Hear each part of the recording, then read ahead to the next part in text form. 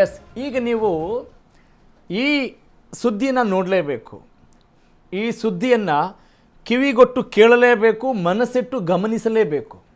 ಯಾಕೆ ಅಂತ ಹೇಳಿದ್ರೆ this is the news. Yes, let's fire the news. ರೀ, ನಂದು ಪುಟ್ಟ ಮನೆ ಇದೆ, ಪ್ರಾಣ ಬಿಡ್ತೀನಿ, ಆದ್ರೆ ಮನೆ ಮಾತ್ರ ಬಿಡಲ್ಲ. ಮನೆ ಬಿಡಲ್ಲ ಕಣಿಯ, ಯಾರು ಬಂದ್ರು ಬಿಡಲ್ಲ. ನಿನ್ ದುಡ್ಡು ಬೇಡ, ಏನೂ ಬೇಡ.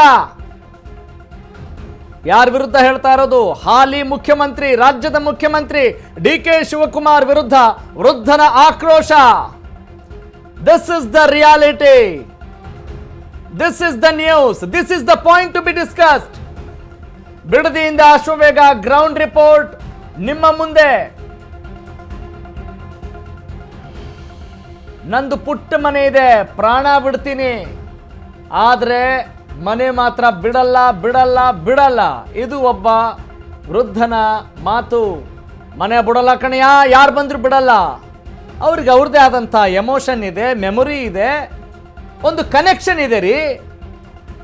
ನೀವು ದುಡ್ಡು ಕೊಟ್ಬಿಡ್ತೀನಿ, ಇಲ್ಲೇನೋ ಡೆವಲಪ್ಮೆಂಟ್ ಮಾಡಿಬಿಡ್ತೀನಿ ಅಂತ ಹೇಳಿದ ತಕ್ಷಣ ನಾ ಕೇಳಿಬಿಡ್ಬೇಕಾ ಅನ್ನೋದು ಆ ವೃದ್ಧನ ಮಾತು.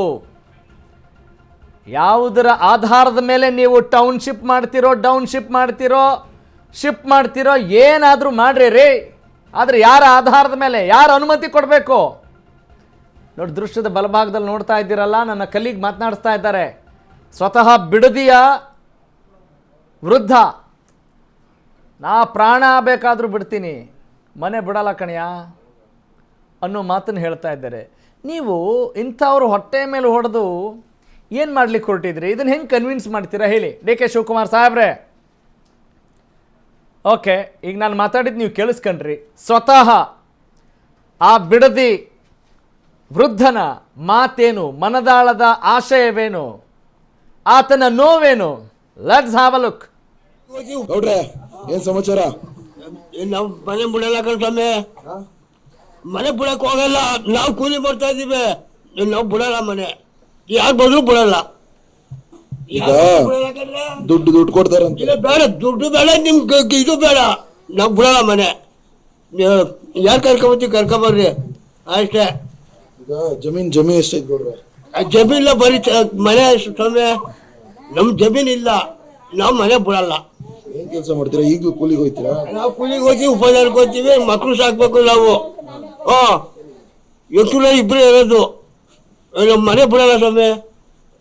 ಈಗ ಯಾರ ಬರ್ಲಿ, ಲಕ್ಪತಿ ಬರ್ಲಿ, ಮನೆ ಬಿಡಲ್ಲ. ಈಗ ಬೇರೆ ಮನೆ ಕೊಡ್ತಾರಂತ, ಬೇರೆ ಮನೆ ಬೇಡ ಸ್ವಾಮಿ, ನಮ್ಗೆ ಕೊಡ್ತಾರೆ ಮನೆ. ನಾವೆಲ್ಲ ಹೋಗೋಣ, ನಾವಿಲ್ಲ ಜೀವನ ಮಾಡ್ತಾ ಇದ್ದೀವಿ.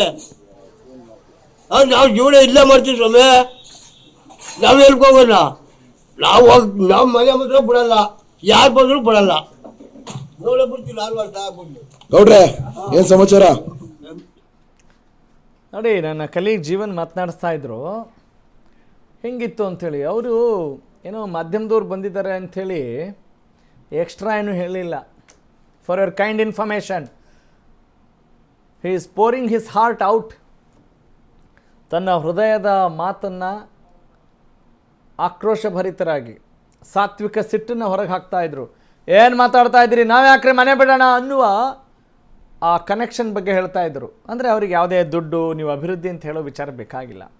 ನಿಮಗೇನೋ ಅನಿಸಿರ್ಬೋದು ರೀ, ಹಂಗೆ ಡೆವಲಪ್ ಮಾಡ್ತೀವಿ, ಹಿಂಗೆ ಡೆವಲಪ್ ಮಾಡ್ತೀವಿ, ಅದನ್ನು ತಗೊಂಡು ನಾವು ಏನು ರೀ ಮಾಡೋಣ ಅಂತ ಅನ್ನೋರಿಗೆ ಏನು ಹೇಳ್ತೀರ? ಅವ್ರದ್ದು ಜಮೀನು, ಅವ್ರದ್ದು ಮನೆ, ಅವ್ರ ಜಮೀನಲ್ಲ, ಒಂದು ಪುಟ್ಟ ಮನೆ ಇದೆ, ಆ ಮನೆ ಕೂಡ ಕೊಡೋಕ್ಕಾಗಲ್ಲ ಅಂತ ಹೇಳ್ತಾ ಇದ್ದಾರೆ. ಇದರಲ್ಲಿ ಏನು ನೀವು ಬೇರೆ ಲೋಪದೋಷವನ್ನು ಕಾಣೋಕ್ಕೆ ಸಾಧ್ಯ ಆಗುತ್ತೆ? ಈ ದೃಶ್ಯವನ್ನು ನೋಡಿದಾಗ, ಈ ಮಾತುಗಳನ್ನು ಕೇಳಿಸ್ಕೊಂಡಾಗ ನಮ್ಗೆ ಹಂಗೆ ಅನಿಸುತ್ತೆ, ಹೌದಾ, ಯಾವ ತಪ್ಪು ಯಾವ ಸರಿ ಅನ್ನೋದು ಗೊತ್ತಾಗ್ತಾ ಇದೆ. ಏನು ಮಾಡ್ಲಿಕ್ಕೆ ಹೊರಟಿದೆ ರಾಜ್ಯ ಸರ್ಕಾರ ಅಂತ ಹೇಳಿದ ತಕ್ಷಣ? ಏನ್ರಿ ಅದು? ಪ್ರಜೆಗಳ ಸರ್ಕಾರ ಅಲ್ವಾ? ಆ ಪ್ರಜೆಗಳ ಸರ್ಕಾರ ನಿಜಕ್ಕೂ ಕೂಡ ಪ್ರಜೆಗಳ ಸರ್ಕಾರ ಆಗಬೇಕು ಅಂತ ಹೇಳಿದರೆ ಪ್ರಜೆಗಳ ಮಾತನ್ನು ಕೇಳಬೇಕಾಗತ್ತೆ.